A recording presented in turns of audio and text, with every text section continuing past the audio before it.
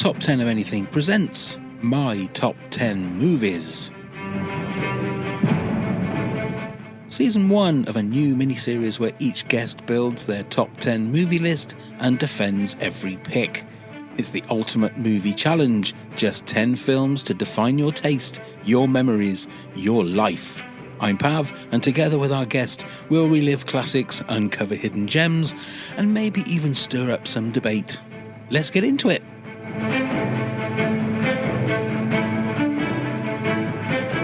And again, I don't tend to have like an intro. I don't say stuff. We just tend to sort of just meld into it. So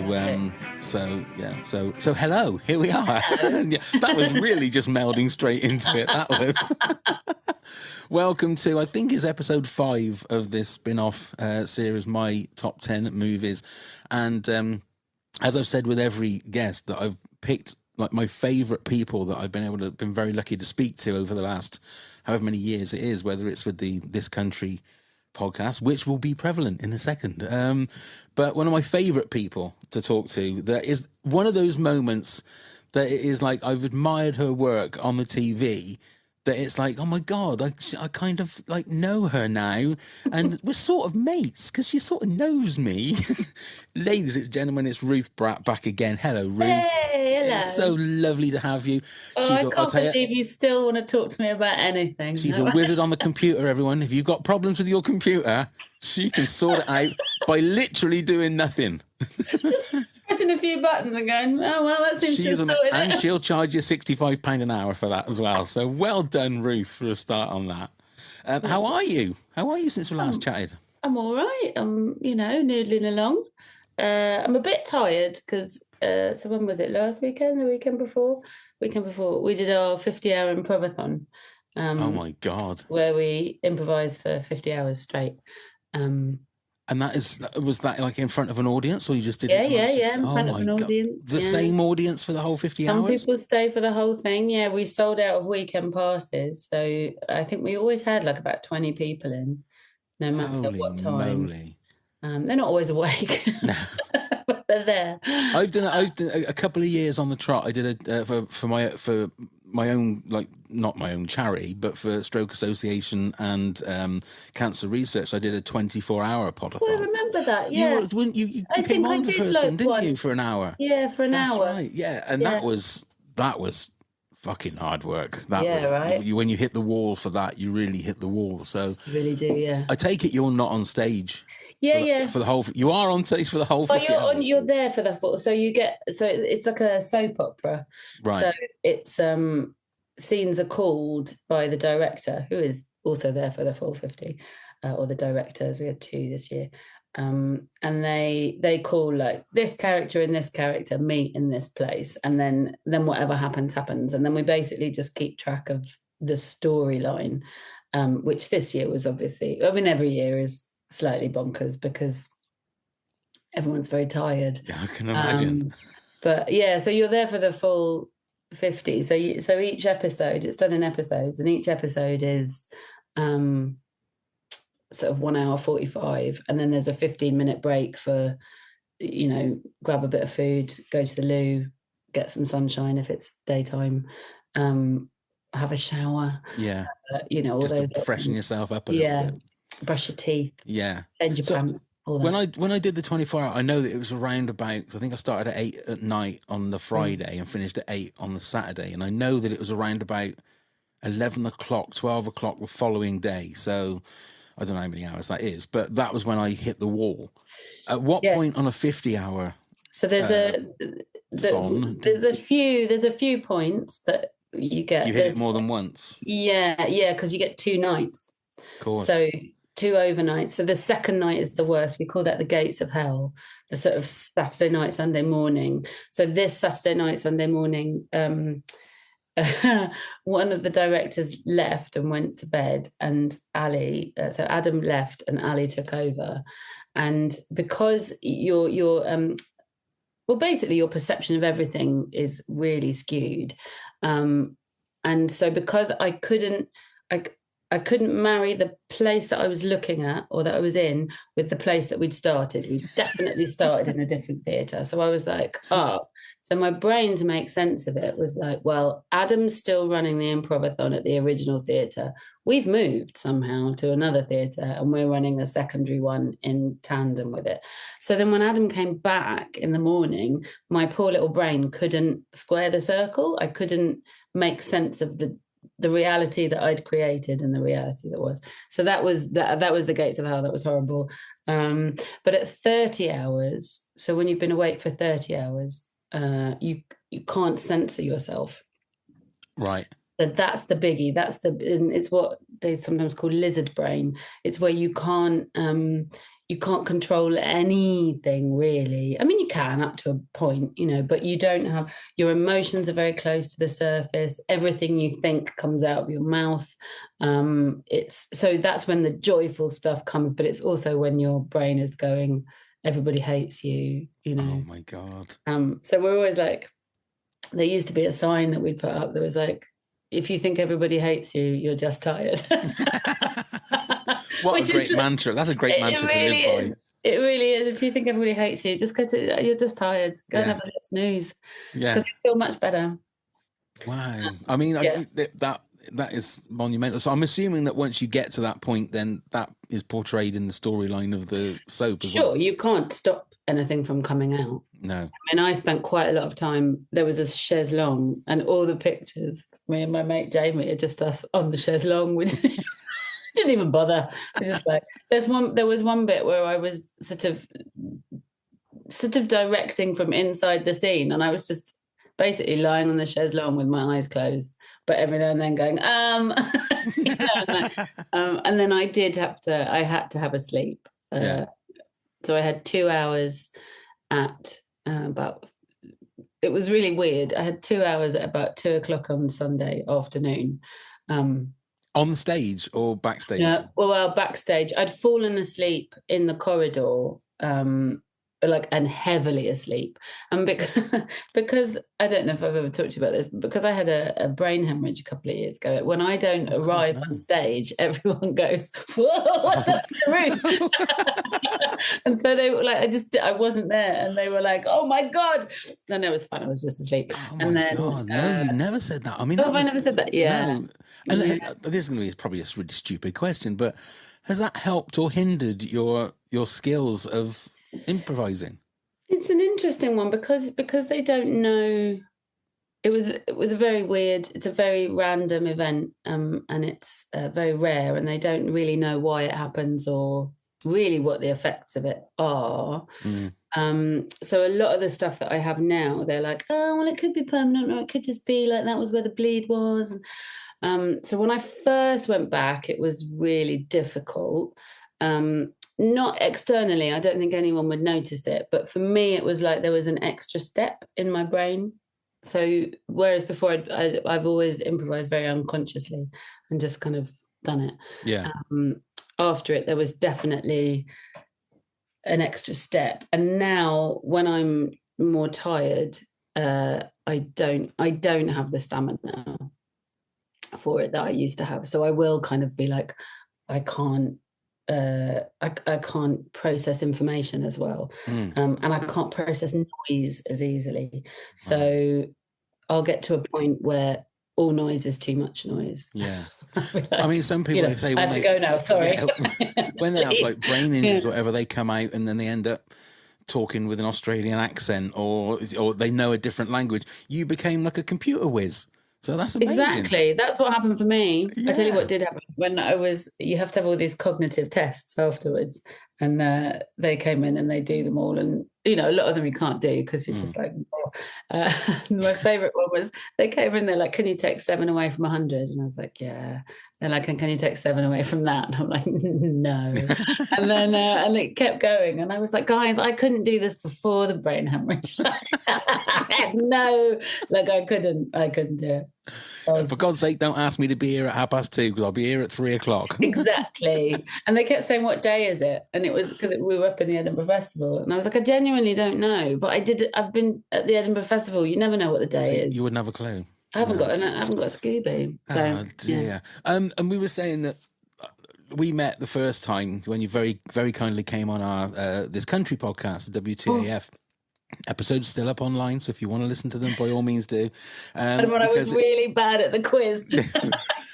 Don't worry, you weren't the first and you weren't the last, so don't worry about that. I was literally on a friend's podcast on when it was Wednesday, and it lasted 2 minutes on the podcast because I lost terribly. Here's a question. Okay, this is one of the questions that I had. Okay, I won't get it. No, I bet you will, but this is what pisses me off. Okay, but the White House, okay, is the most visited home in the US. Yeah. Okay, what's the second most visited home in the US? Home. Yeah. As a tourist, as a tourist place, what is the second most visited home? Little House on the Prairie. That was worse than the answer I gave. I said Abraham Lincoln's house because I thought, okay, so it's basically on the Route 66 route, the little town where it was Gracelands. Of course it is. It was. And I thought, I've been thinking, it's been in my brain since Wednesday. I thought, what a stupid question that I should have easily got. But quizzes are only easy if you know the answer. Exactly. But the point I was going to make was that we met for the first time on our This Country podcast.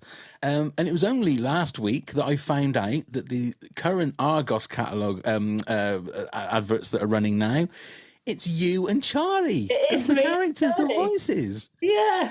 Now, I've always been fascinated with did you get offered that, or did you go and audition? If so, how do you audition for something where you're just saying a couple of lines? I know, fascinating. Yeah, we did audition, and it was a really long process actually.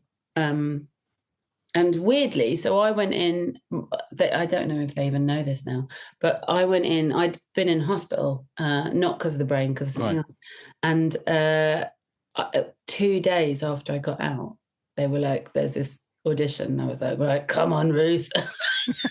And I went to this audition. I was absolutely, I was very out of it, but I was like, okay, get this job.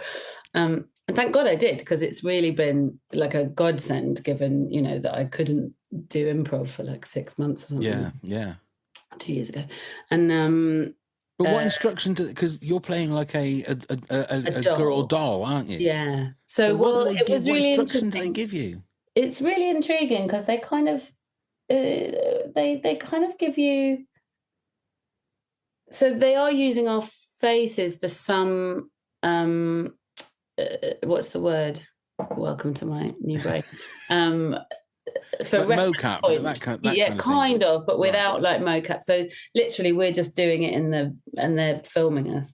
And the guy who was directing the first ad is a guy called James, who I've worked with before. He did like all the Maltesers ads and some various other adverts that I've done. He's a really lovely chap, and he really wanted, his whole thing was, I want it to be deadpan, I don't want it to be too sweet, I don't want it to be too saccharine.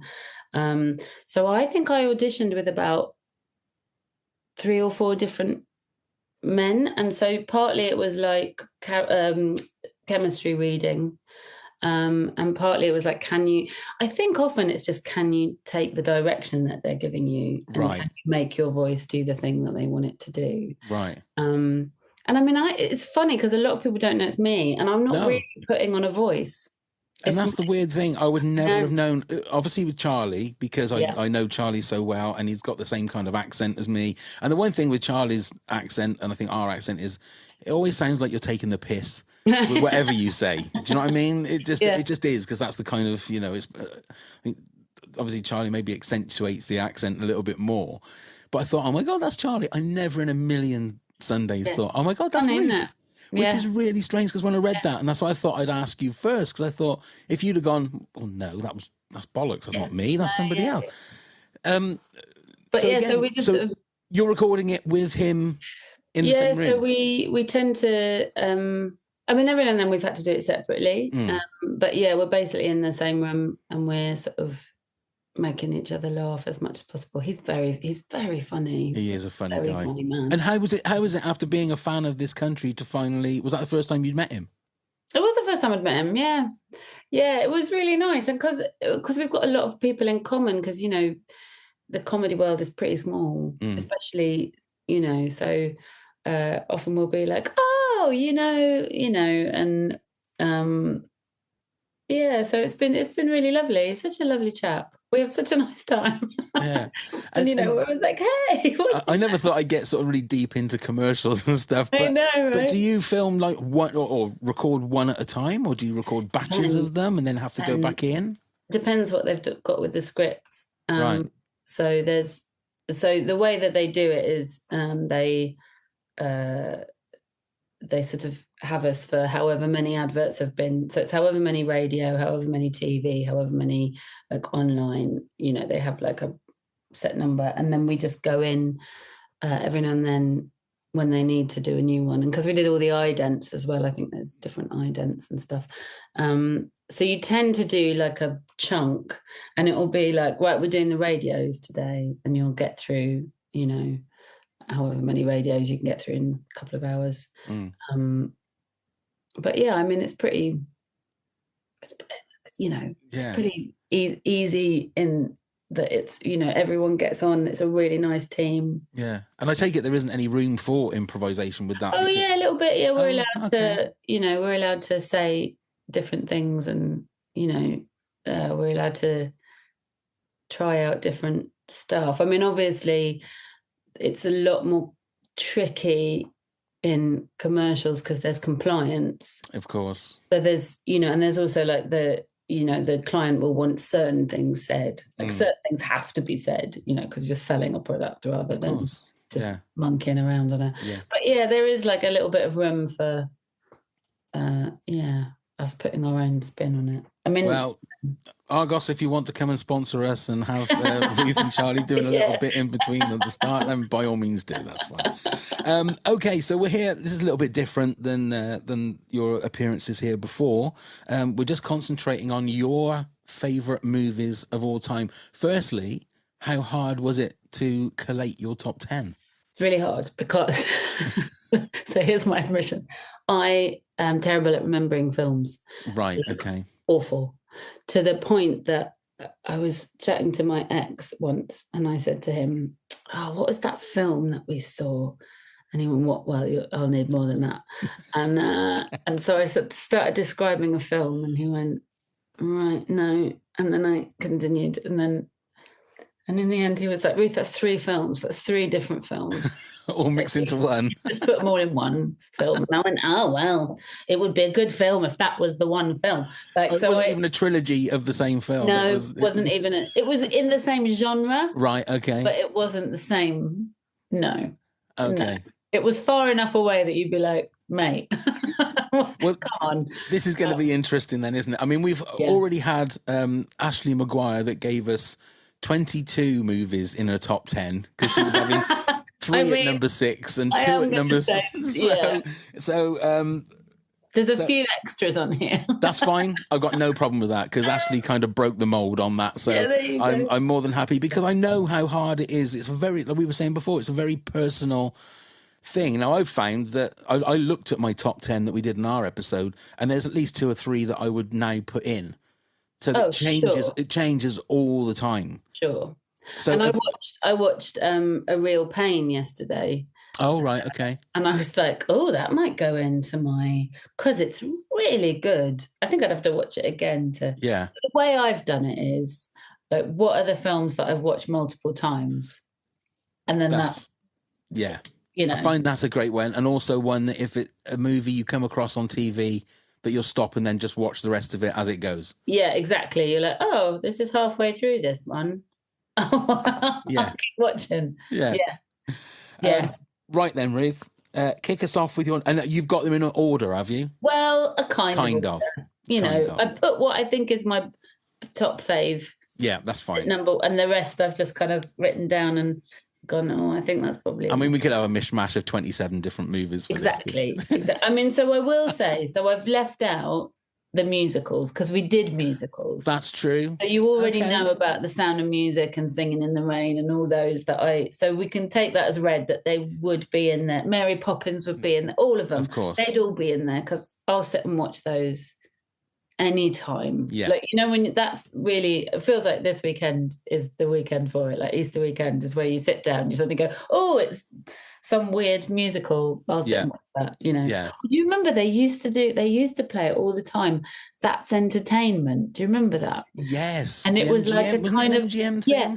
MGM compilation. Showing all the best bits. And it was introduced by like Gene Kelly and Fred Astaire. Yes, it was my favourite thing as a kid. I was always like, yes! Yes. What a weird thing to love. There you go. Oh, yeah, but it takes all of you just get all the best bits. Exactly. All the best bits. And Gene Kelly is my ideal man.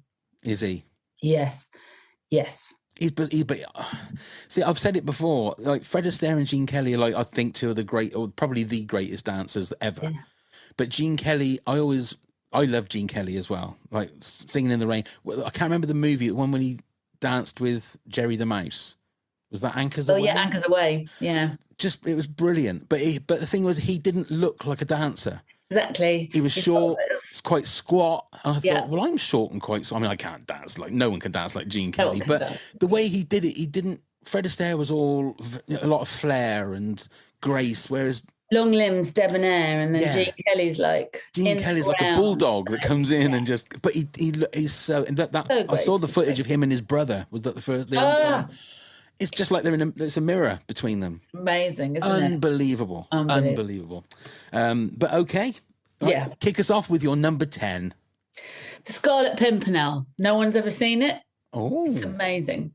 Okay. So I think it might be a cheat because it's a made-for-TV movie. No, that's fine. Whenever I'm ill, and it was when we were kids, me and my brother would always be like, can we watch The Scarlet Pimpernel, please? And it's Anthony Andrews as the Scarlet Pimpernel and Jane Seymour as his wife and Ian McKellen as, what's his name? The baddie in it, whose name I can't remember now.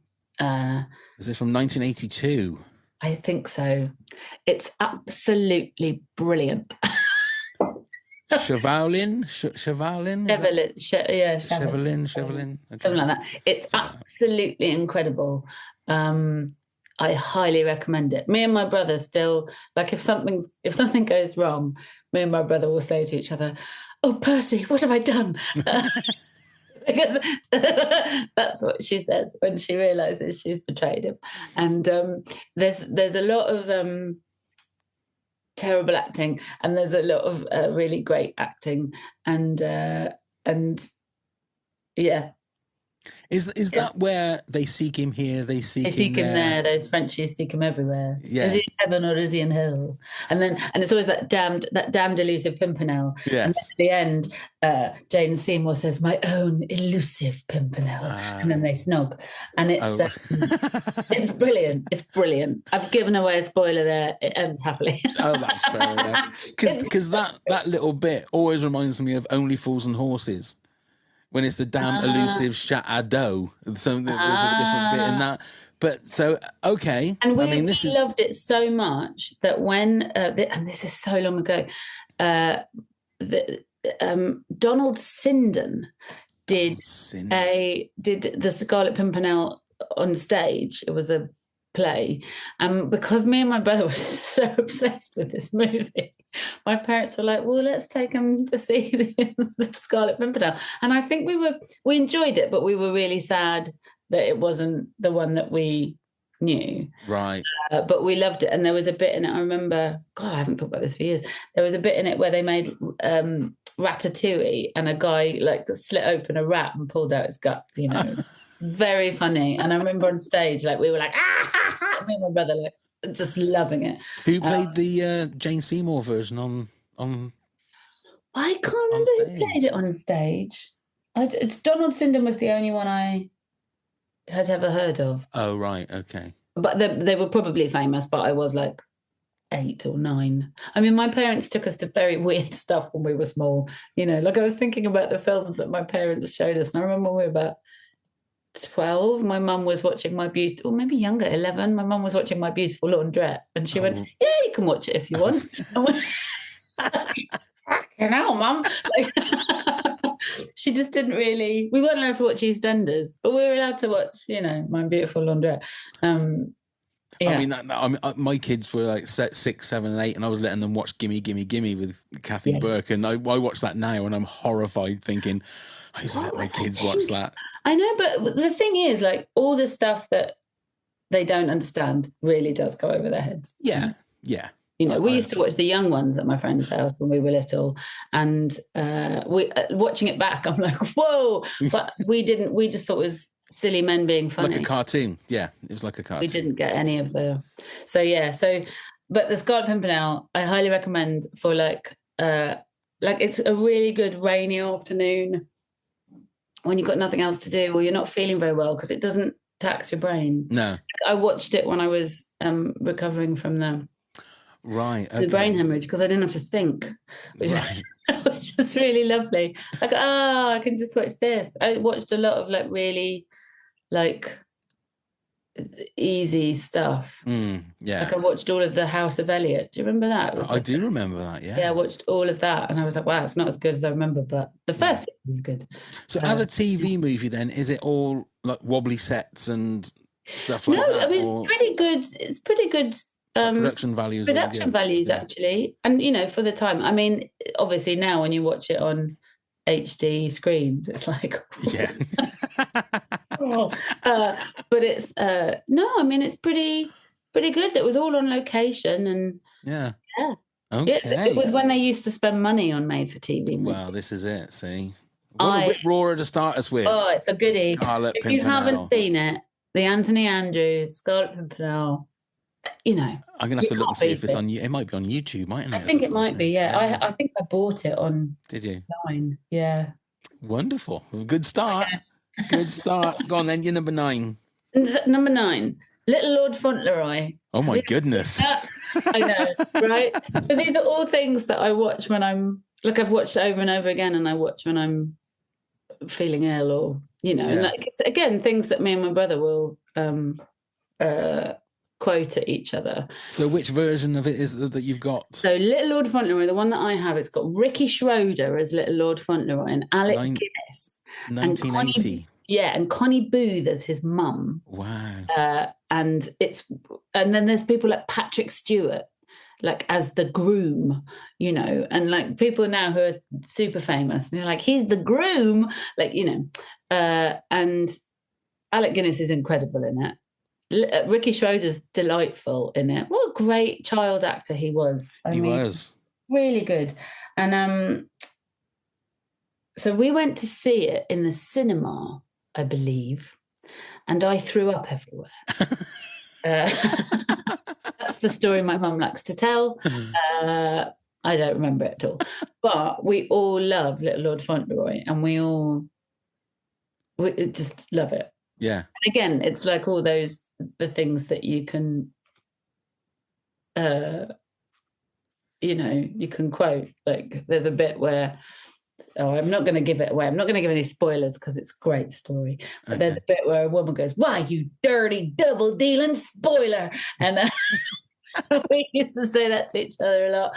And there's a bit where he's like, "I don't care about being the Earl. I just thought if I couldn't be the Earl, I couldn't be your boy." And then Alec Guinness goes, "You'll always be my boy." And it's like the most impressed. Like, it's amazing. It's amazing. I just looked. It's from 1980, so that was the same year that The Empire Strikes Back came out. My two favourites. Wow. Of the time. I didn't put The Empire Strikes Back in here, but it's one of the first films I ever saw. I saw it at the cinema. I remember we went to Leicester Square. I was 4. And and I remember the staircase was huge. Like, I'd never seen a staircase like it. And I fell very heavily in love with Harrison Ford to this day. Who wouldn't? To this day. I've got him on my what a guy. What a guy. Did you see the footage of him in the New York subway waiting for a train? Mm-mm. He's just stood there He's just stood there with his hands in his pockets. I would literally be like a jelly going up to him, going, Mr. Ford, you're my favourite person ever. He's one of those people I would never approach. And he was just chatting to people. He sat down and was chatting to people, and it was like people weren't even like looking, going, "Oh my God, that's Harrison Ford." They just, and I love that about him, because he had that that sort of image of being a real gruff, like always in a mood kind of thing. I think he's very dry. I think so. Shrinking. Have you watched Shrinking? I love it. Oh my God. Oh my goodness, it's good. Our Apple Plus has run out, and I'm going to have to get it for the next season, because I think it might be. Yeah, I've been getting rid of a lot of my. I've been getting rid of a lot. He is so good in that. He's so un-Harrison Ford in that. He's great. So good, so good. But yes, Little Lord Fauntleroy. Lord Fauntleroy, high recommend. Interesting as well. You said you haven't put Empire Strikes Back on here. Yeah. Now, the one thing I've noticed on all of these top tens, especially talking to Michael Fenton Stevens on the last episode, he sort of said, because great episode with you with him and his. It was really fun. It was lovely to see you two together. It was so nice. But like people going, oh well, yeah, but Star Wars is taken. It's taken for red that it's a great movie, so we don't bother putting it in our top 10. Yeah. So nobody has put a Star Wars movie in their top 10 maybe yet. I should put a Star Wars. No, I don't want you to change it. I tell you what, I know exactly what I'm going to do. Okay. Okay. I didn't mean to do that to make you change it, but it's kind of like on the episode with Michael, I said, okay, what we'll do is we'll say that Star Wars is everyone's favorite movie, and then we'll just work out what their movies are after that. Yeah. Because like you said, I think people just take it for granted that, well, it's a great movie, so we'll just... Sure, and I'm like, well, of course The Empire Strikes Back is brilliant. Yeah. Yeah, it's kind of like... Yeah. Okay, then, you're number 8. Princess Bride. Oh, a classic. Absolute classic. Again, it's one of those ones that... So I remember the first time I saw it, I was 12. It was when we were living in the States, and we'd gone on a school trip to Detroit. They knew how to treat guys. And we all were in this hotel, all sharing rooms, and we all watched. The teachers were like, well, you can watch something on the telly, and we all watched The Princess Bride. It was the first time I'd seen it. Really? It's much more popular there. And I think it must have been pretty new. I don't know when it came out, but... Let me find out. I think it can, obviously, because at the time as well, they got all their movies... 87 it came 87, out. Okay, so it had been out for like 2 years. And they got all their movies on video and stuff way quicker than we did in the 80s. Yeah, they did. Remember, we had to wait like years. And they waited 3 months.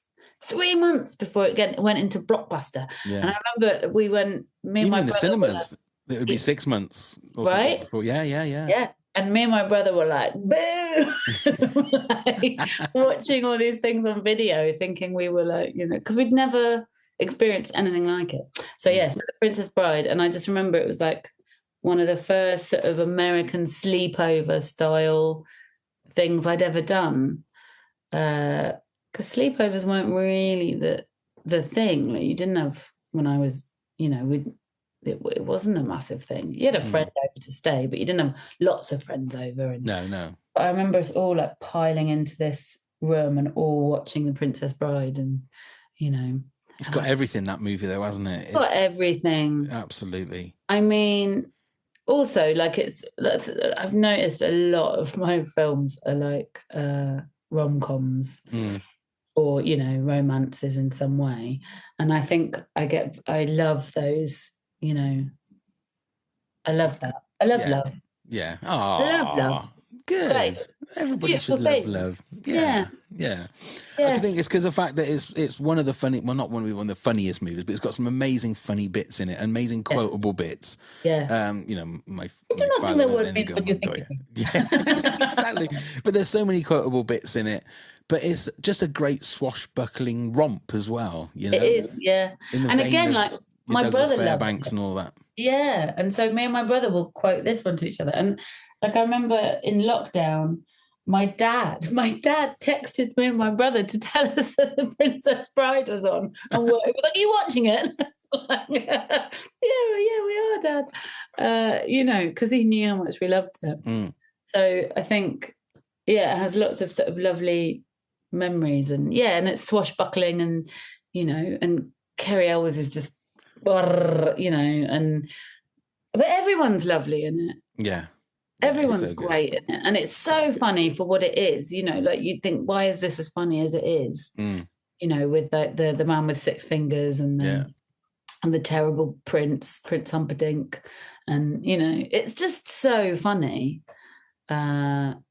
Inconceivable. Inconceivable. I think that word means what you think it means. That is a great one, though. It's a goodie. Yeah, love so that. good. I could watch that again and again, and do. Yeah. But that is one of the movies for me that if I find it on if I'm just scrolling through, I'll just stop. And we'll just watch it from there. Oh dear. It's funny you just said ditto as well, because I remember me and my brother for my 21st went to America. My mum and dad very kindly paid for us because my brother's 18th and my 21st, and we watched Ghost. Patrick Swayze. Yeah. And the girlfriend that I was with at the time was a massive Swayze fan. So when I came back, I kept saying ditto to her. Whenever she said love you, I went ditto. She didn't have a bloody clue what was going on, because Ghost wasn't going to be in the cinemas till 6 months later. She didn't have no clue. So I was trying to be all romantic with ditto. She didn't even know what the fuck ditto meant. She didn't. Yeah, because we didn't say ditto, right? No, it wasn't a thing. But that was a thing in Ghost, wasn't it? When she said it, and Patrick Swayze would say ditto. Anyway, okay, you're number 7 then. It's a Wonderful Life. Oh, it's got to be in there. Has to be. It's such a beautiful film. It's such a beautiful film, and it's so life affirming. In every way. I do think, the worst, one is what would happen if you hadn't been born, and the worst thing that happens to his wife is that she's unmarried and works in a library. It might be quite nice. Yeah. How many times do you reckon that you've seen that movie in your life? How many times? Oh, well, I watch it every Christmas. Right. Obviously. Yeah. Do you still cry?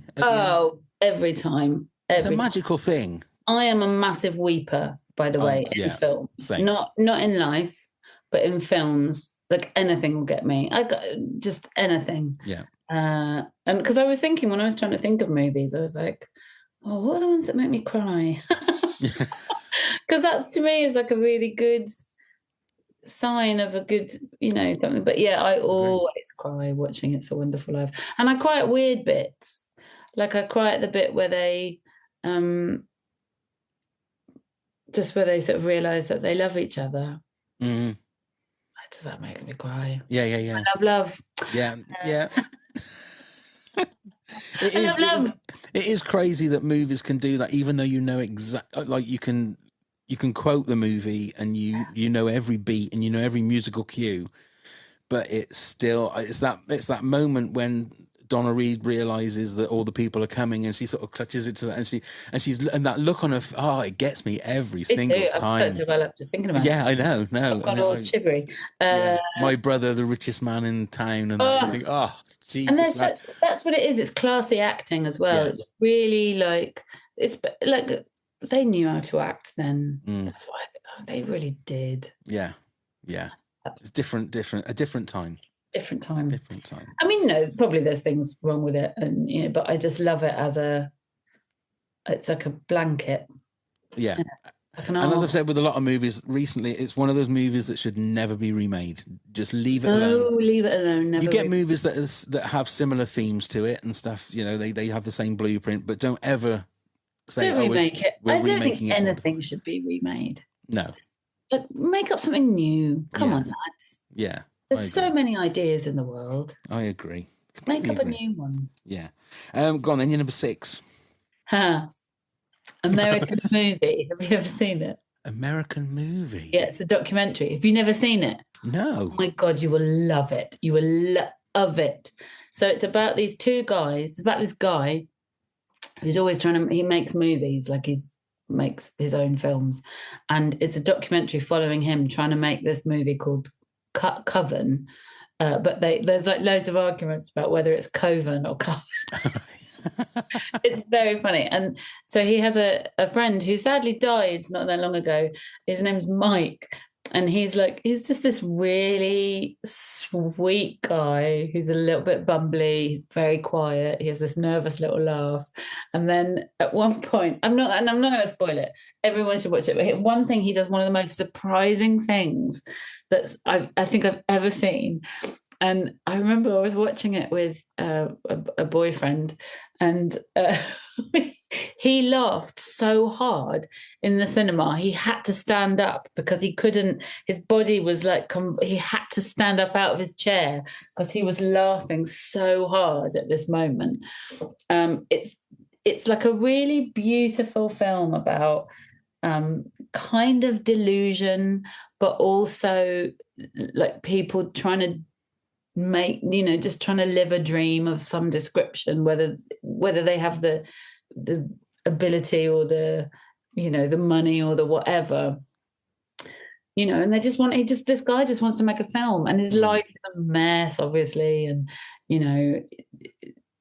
doesn't have his kids, and then he has his kids one weekend, and he just takes them to an editing studio, and they're literally asleep in sleeping bags, and he's splicing like film together because it's pre-digital stuff. It's 1999. Is it 99? Yeah. Wow.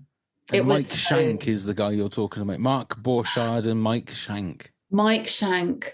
Oh, God bless Mike Shank. And I'm so sad he's not around anymore. He's genuinely, you watch him and you're like, oh, one of the sweetest humans to live. Just trying to support his friend, and he's like, I think he's probably messed his brain up on drugs at some point in his life. But he's just, it's such a lovely film. It's so funny. Is it like unintentionally funny? So it's another one where he gets his old uncle, who's like, nearly dead in the film. Like, he's so old. And he's like, you just need to do this line, Uncle, whatever his name is. It's like, it's all right, it's okay, Jesus told me. But he can't say it because he's like, old. I've never heard of this. I'm going to have to find this. Please watch it. It's joyful. Okay. I mean, I've not seen it for years, but genuinely, when I think about it, like I can see it in my head while I'm talking about it. There's like images from it that I can see. It's just about someone chasing his dreams, isn't it? Basically, it 100% is. And he just wants to make this film, and he's made loads of, home movies. Who hasn't? Who hasn't? Yeah, done all that, and some for public consumption and some for not. Right, and he's just a very It's a really lovely film. But it's hilarious. I'm gonna genuinely one of the funniest films I've ever seen. Put that on my list to try and find. Absolutely. Okay, then you're number 5. Then please, Ruth. Dead Poets Society. Oh, Dead Poets Society. So that was another one that came out when I was in the States, when we lived there. I think it's 89, and I remember going to see it with my friend Kate. And we went on our own. It was one of those ones where we were dropped off at the mall and we went to the cinema on our own and watched it. And I mean, it was a kind of perfect fodder for teenage girls, right? Because those boys were all beautiful boys. And, Robert Sean Leonard was just such a beautiful boy, but also like really good actors. There's really good acting in that film.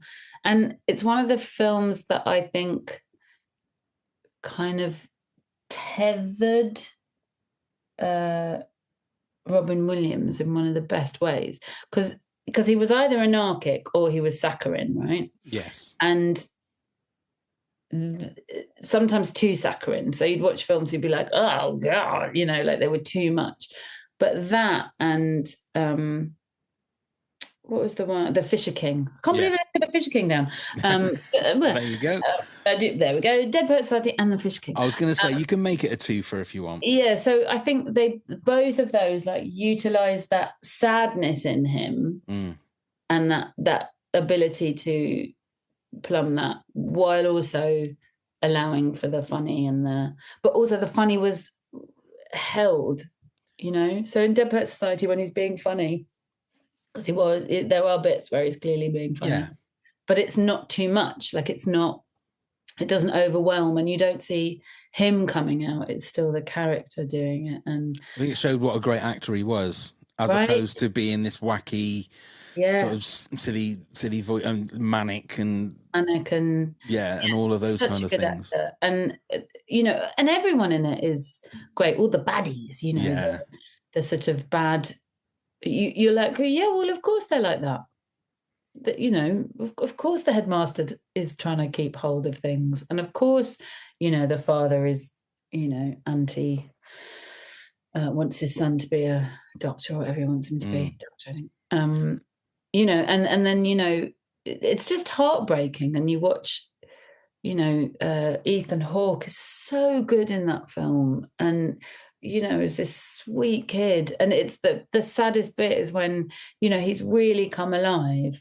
And then when, spoilers, when Neil dies and he is then just, you know, can't speak again, he's completely broken. And then you see his mum and dad there and you're like, oh God, this is why he's the way he is.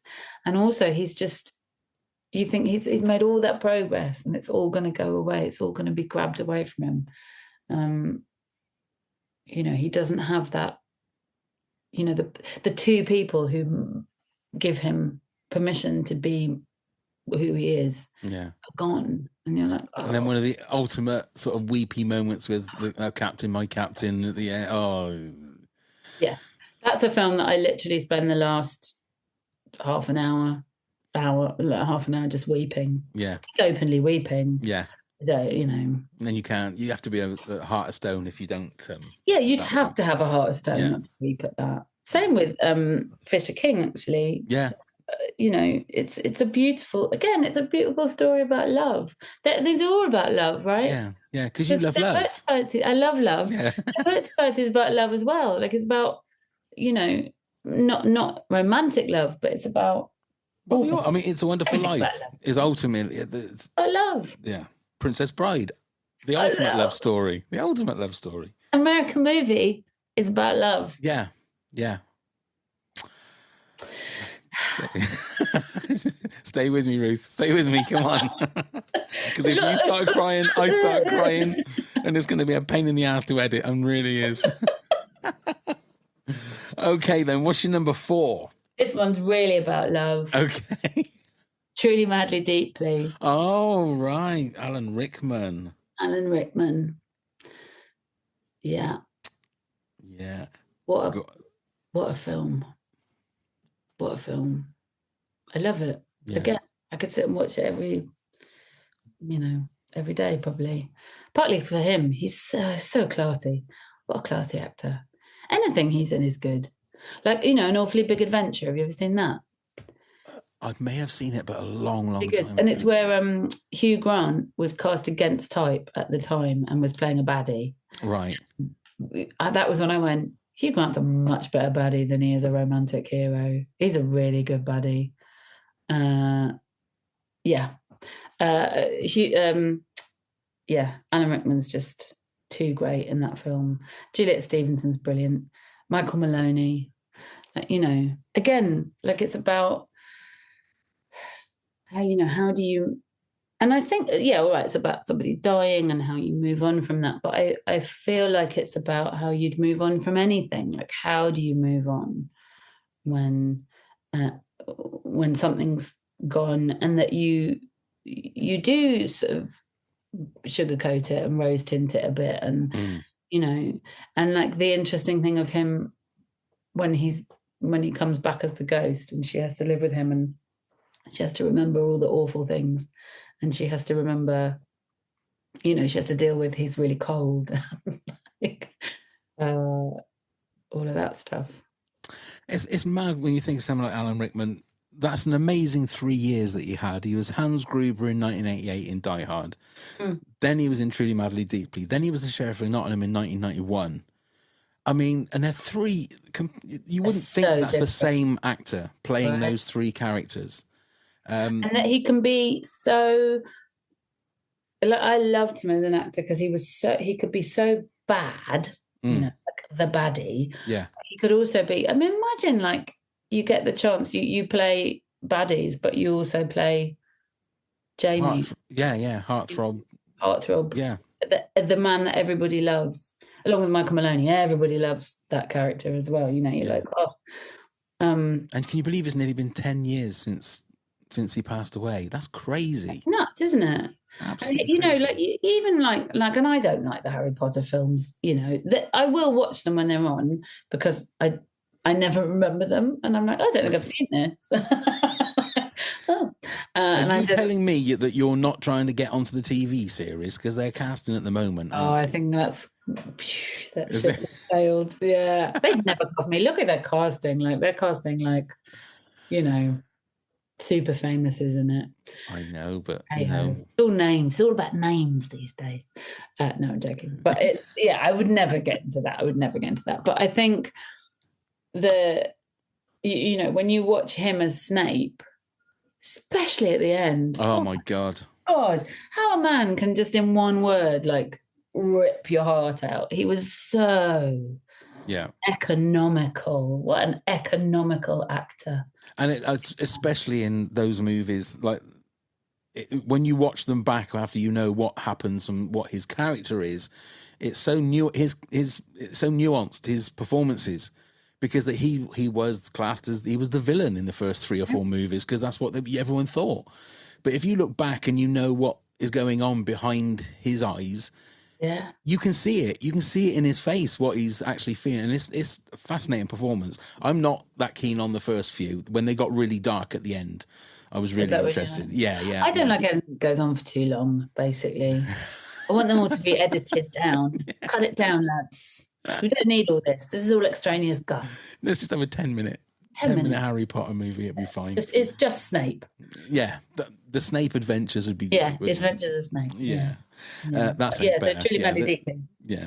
Good. As everyone at number 4. Okay, then. So what's your number 3?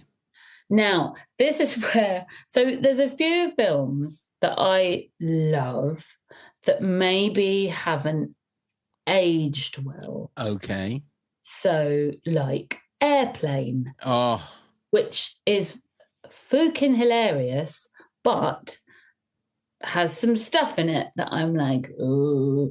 Naked Gun. But the first time I saw that in a cinema when I was 12 or 11, my mum thought I was going to burst a blood vessel. I was laughing so hard. It genuinely, I can't help myself, genuinely find it hilarious. But there's things in that as a woman and as a human, I go, oh, no, not anymore. Can't, no. There's a lot of stuff. I know what you mean, yeah.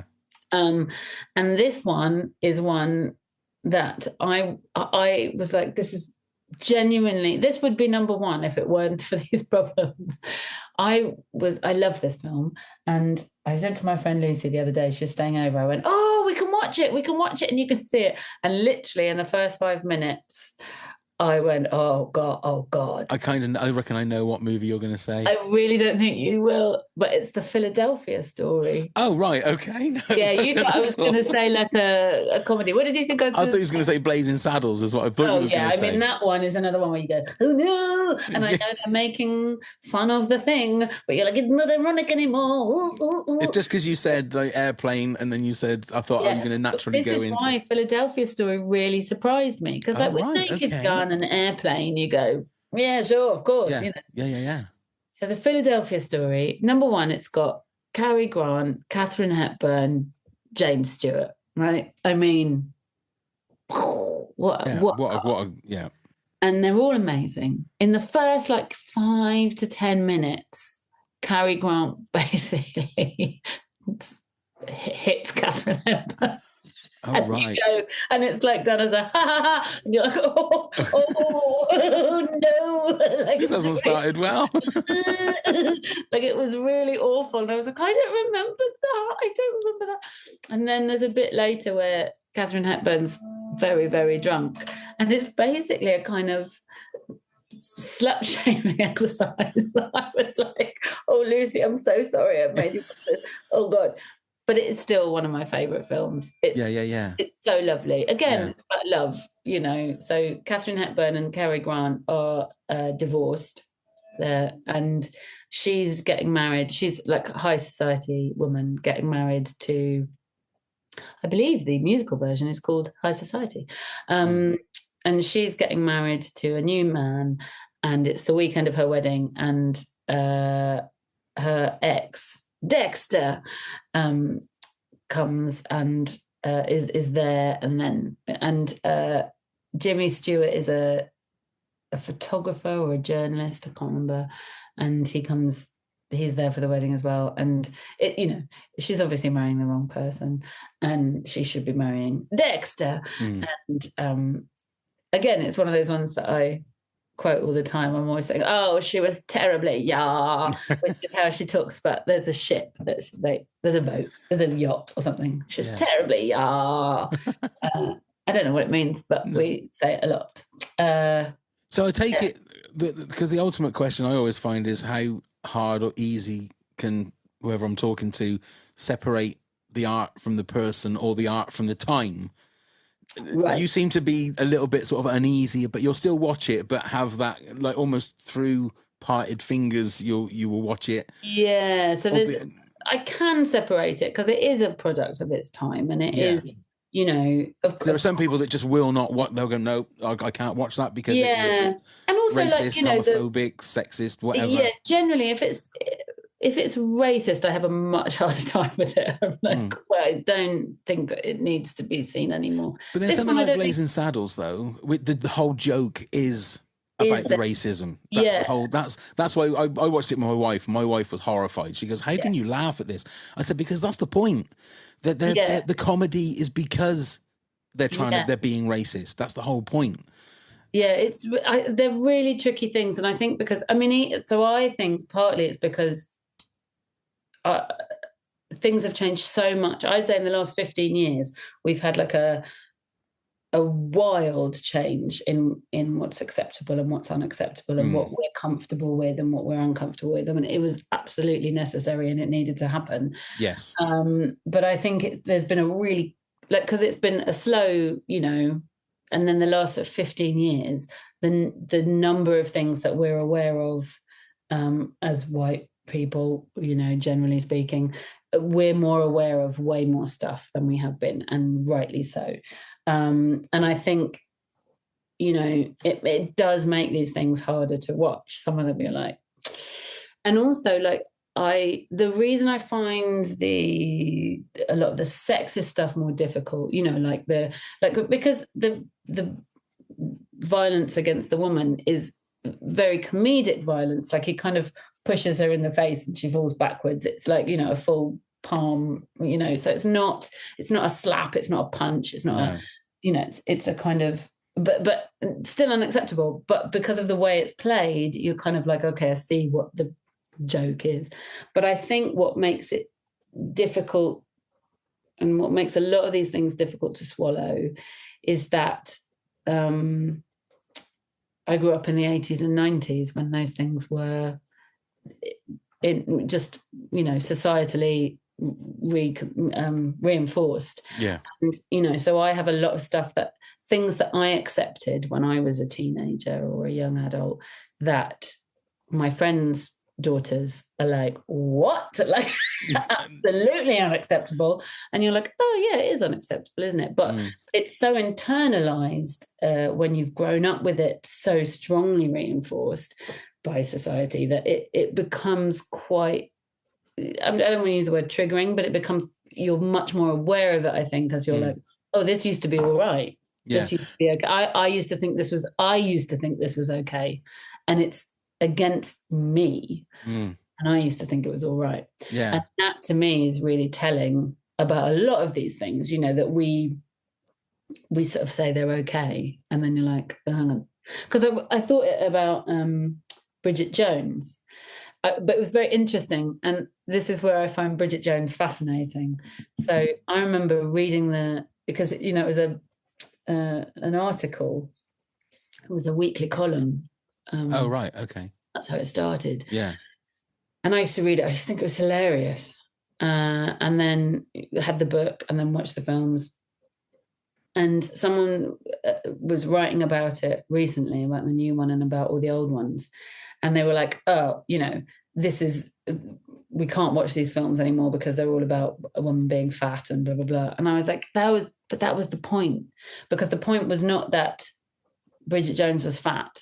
The point was that Bridget Jones thought she was fat and thought she had to do something about it. That was the joke that Helen Fielding was making, not that Bridget Jones was fat. So, and so when I watched the films the other day, I was like, oh, because there's a lot of stuff like men being like her bosses being really fucking pervy. Yeah. And everyone going, ha, ha, ha. And I'm like, because that's what it was like. Yes. Like, it's not, they're not saying it's okay. They're just showing what it was like. I mean, I remember when I was 18, I was working my year out. I was working as a secretary, and me and this other woman had to stay really late one night and did a last minute, like it was a project that had to get out, and it all had to be.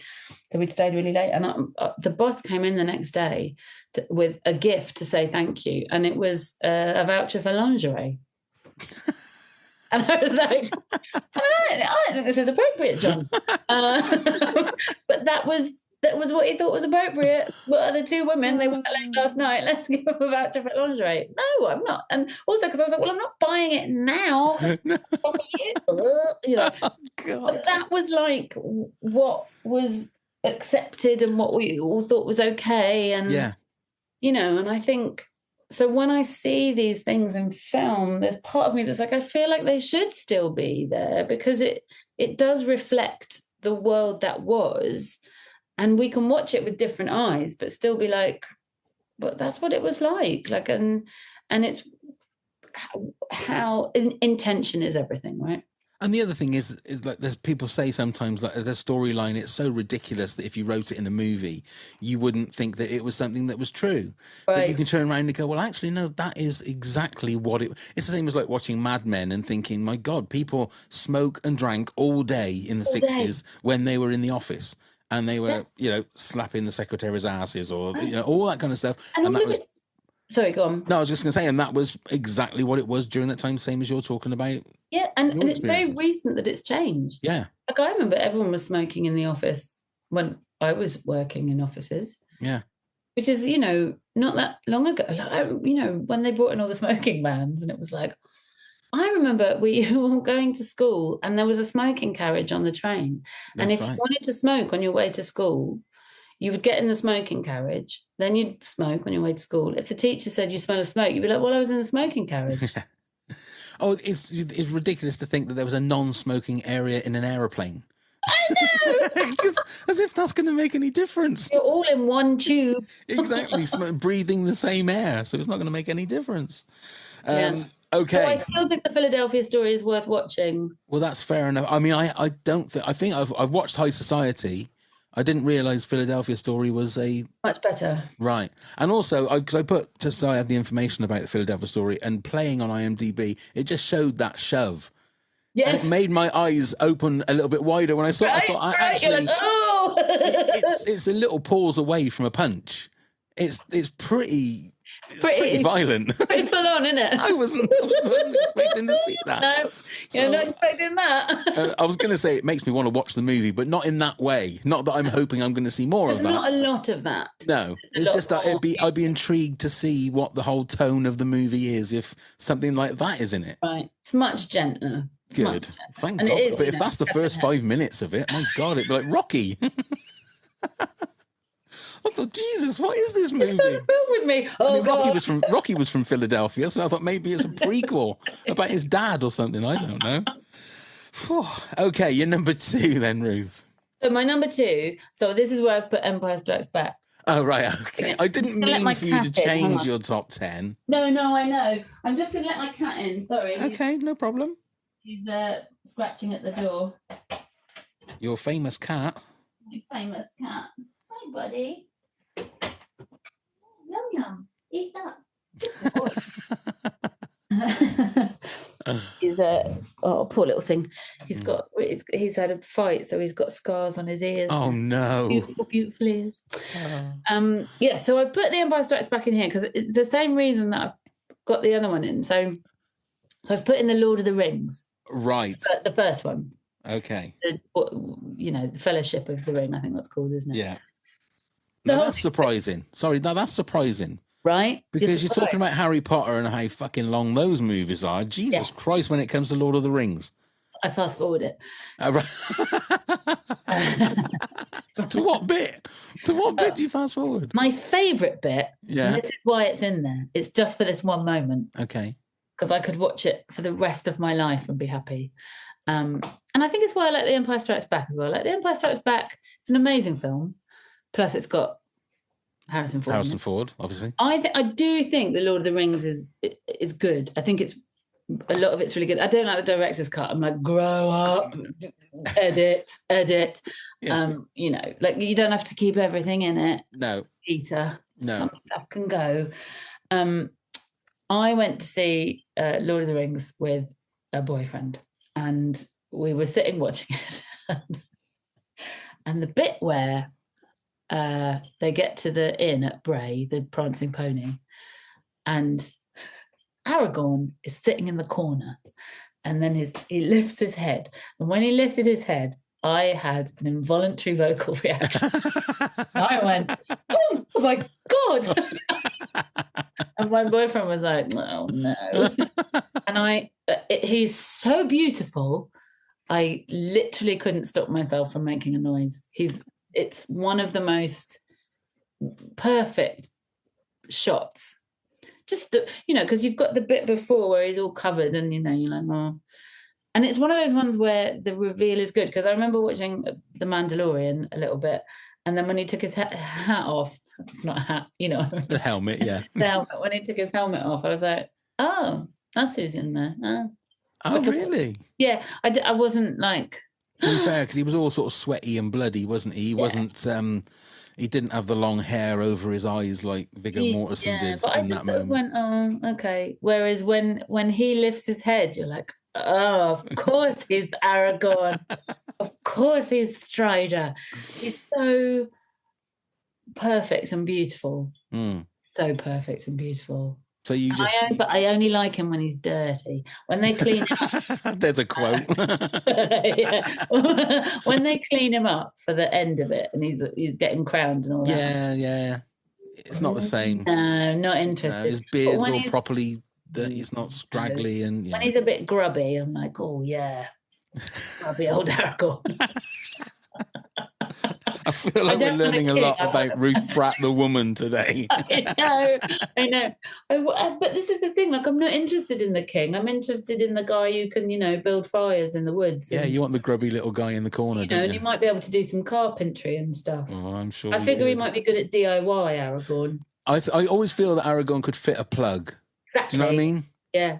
Good with his hands. Exactly. That's what I want. That's what I want. When I was on dating websites, I was chatting to my friend and she was like, well, what are they like? And I was like, here. And we were really laughing because the only men that I showed any interest in were like carpenter. Like, really what I want is check a trade. That's what we're talking about. Yes. Oh my God. So there you go. Anybody out there that is good with your hands, can fit a plug, and looks like Viggo Mortensen in Lord of the Rings. It's not asking a lot. It's not asking a lot. I'll take, No. Because Ruth loves love. Yeah, I love love. Or if they're like, what I really want is someone that can fit shelves, obviously. Gene Kelly can fit shelves. Yes. And again, that's not much to ask for. I don't think so. Someone who can twirl me around a dance floor and then, put up a shelf. Hang some pictures.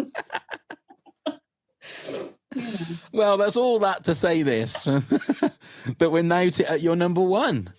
But now this was tricky because I would put so there's a really great version of Persuasion by Jane Austen.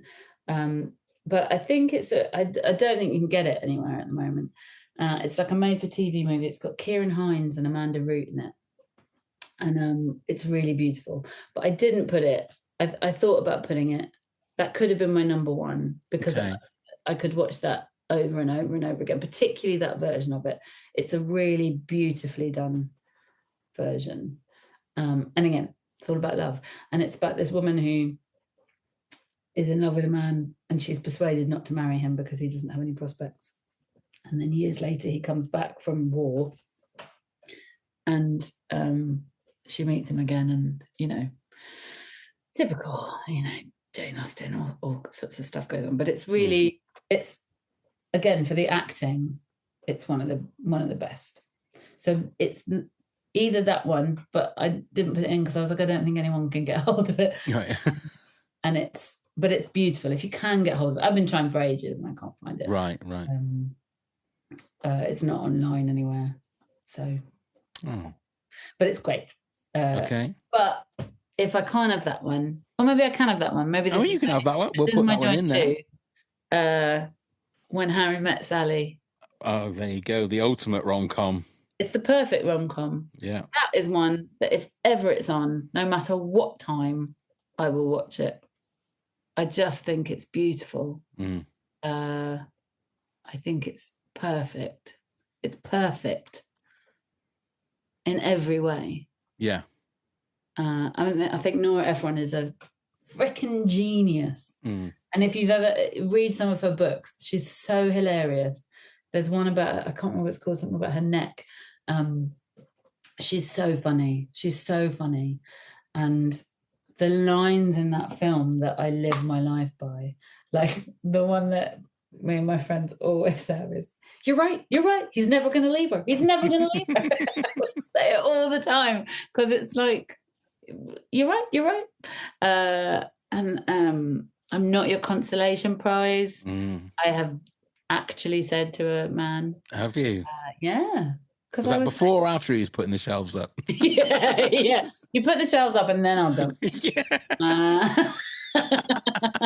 And it's just such a, like, everything about it, you know, like when the friends are together and they're like, oh, promise me you'll never be out there again. You'll never be I was just about to say that moment. That's Carrie Fisher and Bruno Kirby, isn't it? So that moment, and then he just looks at her and says, you never have to be out there again. It's such a lovely moment. So beautiful. And I love it that it's the friends who get that moment, not Harry and Sally. Like it's friends who get that. Yeah. You know, and there's just so many beautiful things. And like, you know, when she is crying because her ex, who she doesn't want him, but the fact is he doesn't want her. And that's why wasn't it me? Why didn't he want to have kids with me? And it's definitely that thing that you feel when you split up with someone and they, you know, because they don't want the things you want, or they don't want, but then you realize, no, they just don't want to be with me. Yeah. That's like a, you know, and I think it gave me like weirdly, it gives you or it gave me anyway, the tools to deal with that shit. You know, like watching these two people, you know, who are great and have who, you know, have their issues or whatever, like we all do. Watching them just be terrible at love and all those things, and you're like, oh, it's okay to be, and there's ways around it, and you know, but also again, it's love, isn't it?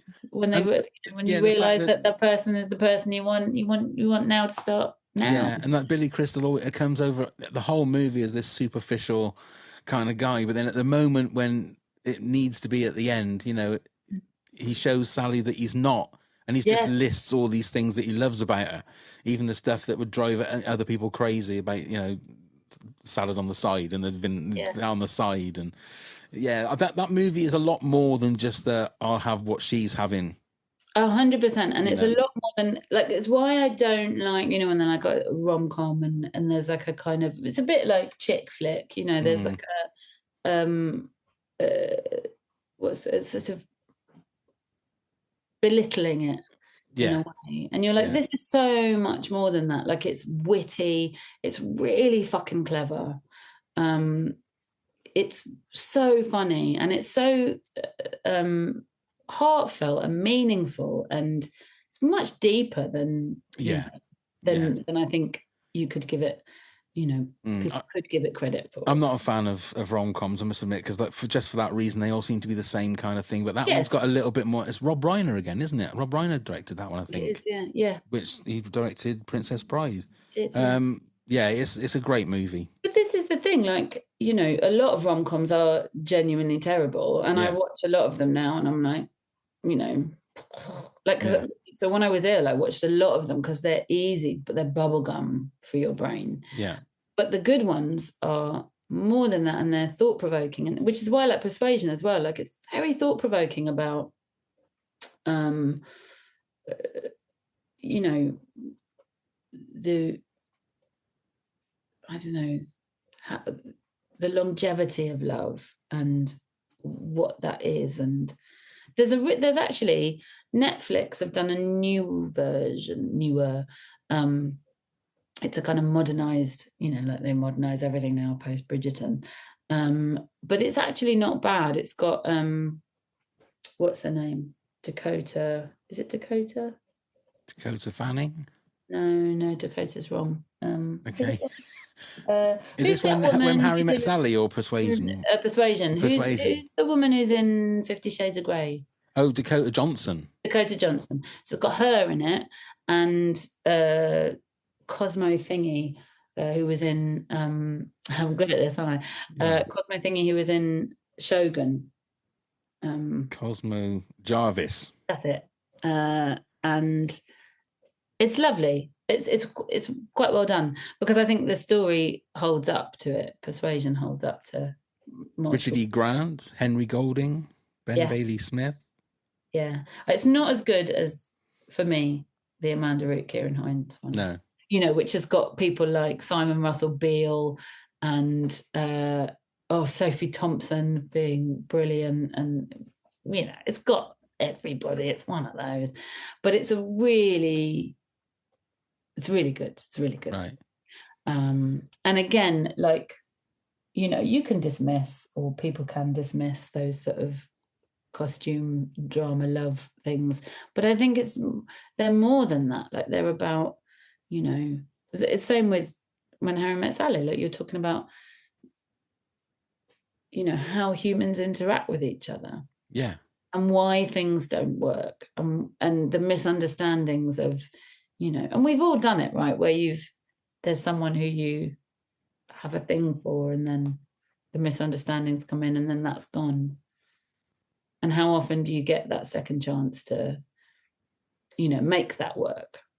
These two both give you that. And of course, because they're, you know, what they are, they've got happy endings. Great. Yeah. I don't spoiler for either of them. Spoilers. Maybe we need to put up like massive I'll put a little a disclaimer at the start of the episode. Ruth Bratt does spoil loads of movies that are 30, 40 years old. To be fair, it's the listeners' fault if they haven't watched these movies yet, to be fair. None of them are new. No. So you're well within your rights to spoil them, so don't worry. Okay. And I think, you know, these are the ones that I could think of this week, and probably if it gave me time, I'd change them. But I definitely keep When Harry Met Sally in there. It's such a beauty. Such a beauty. It is. And to be fair, you've not done too bad. You've done a top 13, which isn't bad. You're not Ashley Maguire top 20 or top 22. You've done 13.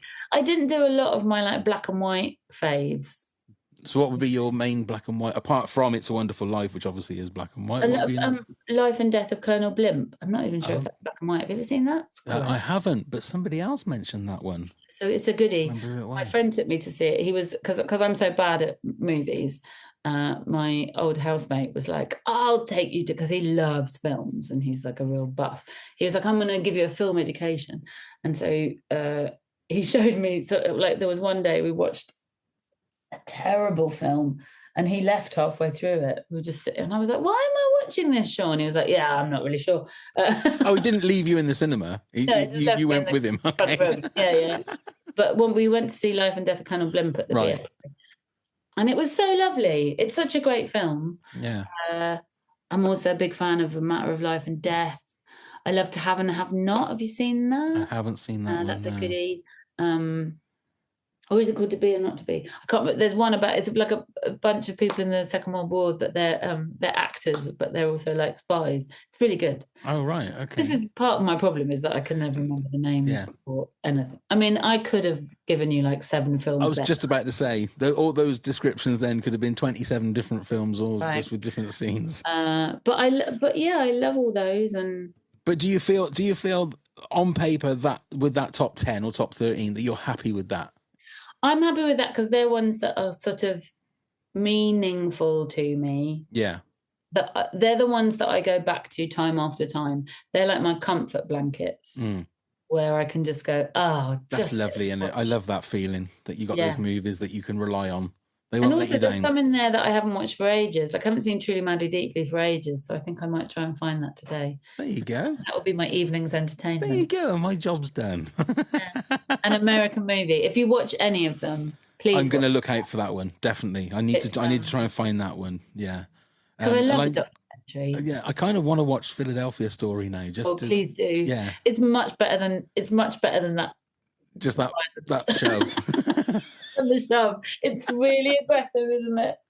Oh my Lord. Dear. I wasn't expecting to see that today. I wasn't expecting to see Cary Grant shove his hand into Catherine Hepburn's face. Her face, like a full face palm. And you can almost see her legs like lift up when she falls backwards. It was like almost like a comedy Laurel and Hardy kind of fallback. So exactly. It was very. And I think that's the thing that kind of saves it, is that it is a comedy fall. Yes. But it is also like, whoa, like the kind of casual. Yeah. If she was shoved into like a sideboard of plates and stuff, that might be a little bit different. Holy moly. But anyway. What a thing. Ruth, honestly, thank you so much for spending some time with me again. You're welcome as always. It's honestly, I absolutely adore you. I really do. You are just such a lovely, lovely person. It's always fun to chat to. For everybody else, go into the show notes and what have you got coming up? Let us know what you. Well, we've got so every weekend, Comedy Store players at the Comedy Store. So we've got, that's literally every Sunday we're there. We've got a website that people don't know about, I think. It's comedystoreplayers.com, and you can see who's going to be on for the next few months and all that kind of stuff. So please come down to that. I'll put that in the show notes so people can just click on that. And it's our 40th anniversary this year. Wow. So on October the 26th, it'll be 40. They'll have been at this, will have been. I feel bad saying that. We'll have been at the store for 40 years. Obviously, I wasn't allowed in to the store 40 years ago because I was underage. But we're sort of gearing up to our 40th anniversary. And I think we've got some tour dates as well with that. We've also got, obviously, Showstopper tour dates. And we do one West End show every month at the Cambridge. And of course, you can catch me on the Argos adverts. Yes. I should put argos.co.uk in the show notes as well if you need to get anything, because I'm sure they pretty much sell anything, don't they? They do. I mean, they really do. There's loads of things that we're advertising that I'm Here's like, the corporate lady coming out now. Look. I know. But most of the time, I'm like, what's that then? What is that? Because I buy so little stuff. Payroll at Argos is all of a sudden going to get another invoice from you saying, I've done another like an hour or so work for you. Yeah, exactly. So as I was going to say as well, we'll put all the information on the show notes for Ruth's stuff. Obviously, again, if you want to come and join our Patreon, all of the information is in the show notes. Just click on it. It's all there. All the Gubbins is there, all that stuff. Ruth, once again, thank you so much for joining us. So much fun. And for everybody else, it's time to say bye. I'm going to go and watch Cary Grant shove Catherine Hepburn in the face.